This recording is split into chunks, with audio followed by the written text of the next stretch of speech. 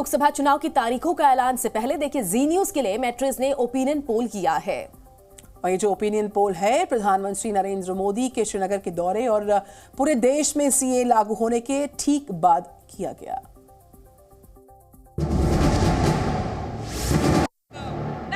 प्रधानमंत्री नरेंद्र मोदी 2024 चुनाव में बीजेपी के 370 और एनडीए के 400 प्लस सीट जीतने का दावा कर चुके हैं और जी न्यूज एंड मैट्रिज के ओपिनियन पोल में उनका ये दावा करीब करीब सही होता दिख रहा है।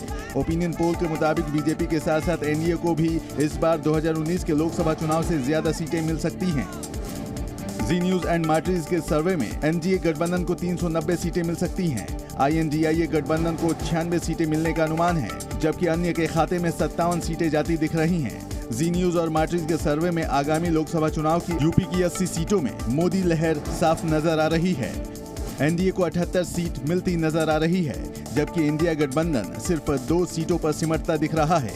वहीं बाकी राज्यों के ओपिनियन पोल में भी बीजेपी का दबदबा साफ दिखाई दे रहा है।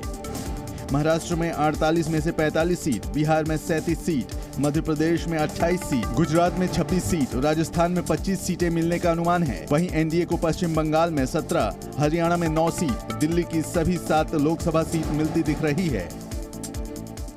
लोकसभा चुनाव की तारीखों का ऐलान होने में बस कुछ ही घंटों का समय बाकी रह गया है। चुनाव आयोग आज दोपहर 3 बजे देखिए आम चुनाव के लिए तारीखों का ऐलान करेगा। लोकसभा चुनावों की तारीखों की घोषणा करने के बाद चुनाव आयोग ने दोपहर 3 बजे प्रेस कॉन्फ्रेंस बुलाई है। चुनाव आयोग लोकसभा चुनाव की तारीखों के ऐलान के साथ साथ आंध्र प्रदेश, ओडिशा, अरुणाचल प्रदेश में विधानसभा चुनाव की तारीखों की भी घोषणा करेगा। सूत्रों के मुताबिक 2024 के लोकसभा चुनाव 7 से 8 चरणों में कराए जा सकते हैं। पहले चरण में यूपी, दिल्ली, उत्तराखंड, असम, बिहार, बंगाल में चुनाव हो सकते हैं। वहीं दिल्ली, हिमाचल, उत्तराखंड, असम, पूर्वोत्तर के कुछ राज्यों में एक ही चरण में चुनाव कराए जा सकते हैं। यूपी, बिहार और बंगाल में 7 से 8 चरणों में चुनाव कराए जा सकते हैं। साथ ही आंध्र प्रदेश, ओडिशा, अरुणाचल प्रदेश के साथ साथ जम्मू कश्मीर में भी विधानसभा चुनाव की तारीखों का ऐलान हो सकता है। चुनाव की तारीखों के ऐलान से पहले कांग्रेस नेता जयराम रमेश ने एक बार फिर ईवीएम से चुनाव कराने पर सवाल उठाए। ईवीएम पर कई सवाल उठते हैं, क्योंकि ईवीएम को अगर आपको इस्तेमाल करना है तो हमारा ये कहना है कि ईवीएम के साथ साथ 100% वीवीपैट का भी इस्तेमाल कीजिए।